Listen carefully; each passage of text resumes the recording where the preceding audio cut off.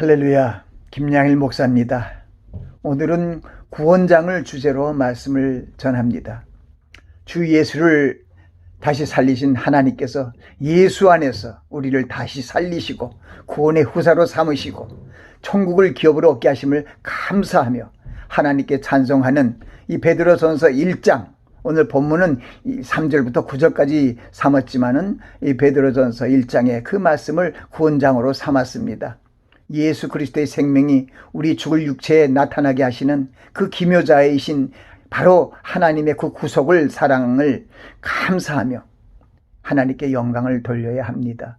하나님 아버지께서 예수 그리스도를 죽은 자 가운데서 부활하심으로 우리를 거듭나게 하시고 산소망을 주시며 천국을 유업으로 주셨습니다.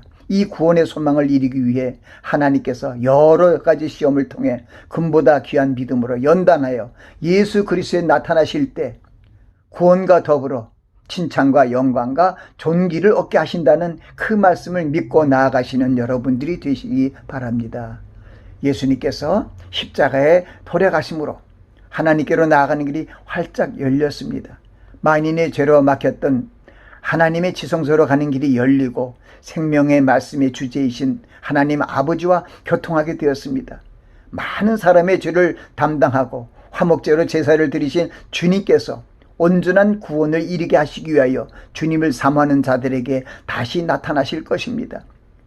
주의 궁정에서 한 날이 다른 곳에서 첫날보다 나은즉 아그네 장막의 거함보다 내 하나님 문지기로 있는 것이 좋사오니, 이 말씀은 하나님의 임재와 하나님의 동행하심이 얼마나 귀한 것인가를 우리에게 생각나게 합니다.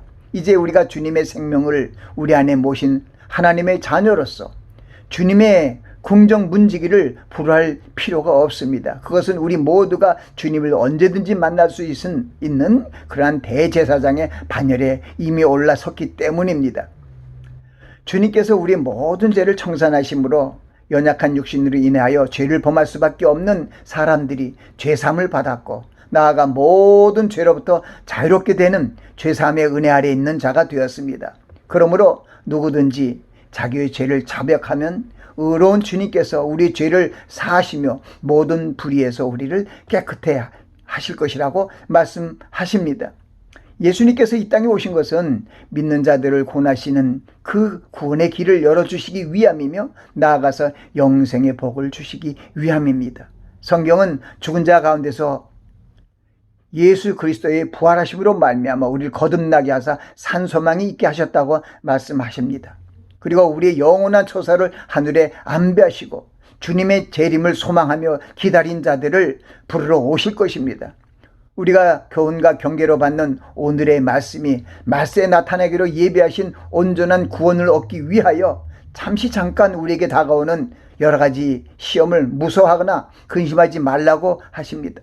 그 믿음의 시련이 불러 연단해도 없어들 금보다 더 귀하여 예수 그리스도에 나타나실 때 칭찬과 영광과 존귀를 얻게 하려 하심이라고 말씀하고 있기 때문입니다.